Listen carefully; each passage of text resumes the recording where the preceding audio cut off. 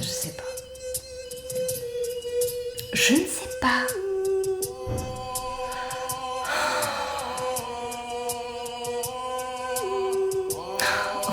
Ok, je vais vous le dire. Même si je n'ai absolument pas le droit de le dire. Eh bien, que le rire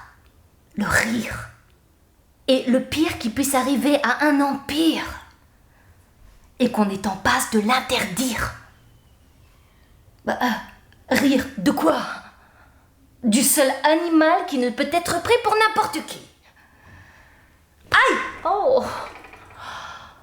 La nouvelle vient de tomber du ciel événementiel. On ne doit plus rire des cochons. C'est un délit. Et ce sont les cochons qui s'apprêtent à l'interdire. Et la chose risque fort d'être mal comprise. Vu que, c'est vrai, on en rit. Et on n'a jamais pu s'empêcher d'en rire, mais... Enfin, c'est désormais interdit. On n'a plus le droit d'en rire. Car les cochons ne sont pas n'importe qui. Il va falloir se retenir, s'abstenir de rire. Mais sous peine de nous pourrir la vie, hein.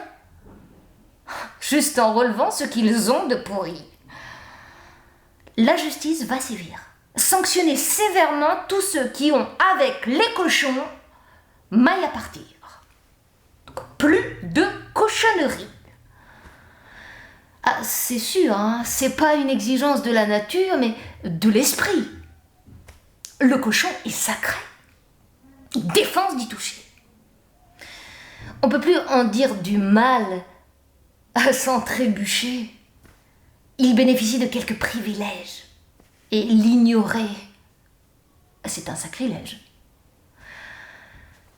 Les gens ont toujours fait semblant d'ignorer que c'est sans doute l'animal le plus intelligent et le plus indulgent. Et même les mauvaises langues de l'Occident, les Français, les Espagnols et surtout les Allemands le reconnaissent de plus en plus souvent. Tout est bon dans le cochon. Bonté. Bonne à savoir. Et à savourer. Pardon pour le délire. Donc le droit n'a pas cru bon de retenir sa saleté, mais seulement son odeur de sainteté. Car nous avons tous quelque chose en nous de cet animal, c'est vrai, de sale, de mal, de crucial.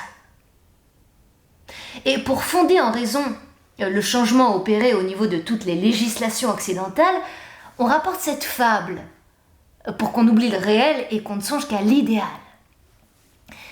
Il était une fois un fermier qui trouve son cheval malade. Il fait venir le vétérinaire et ce dernier lui dit que le cheval est infecté par un virus et qu'il va prescrire un remède. Si le remède n'a pas agi dans les 3 jours, il faudra abattre l'animal pour éviter d'infecter les autres animaux. Le cochon de la ferme, qui a tout entendu, va trouver le cheval et lui dit « Allez, fais un effort, lève-toi !» Mais le cheval est trop malade.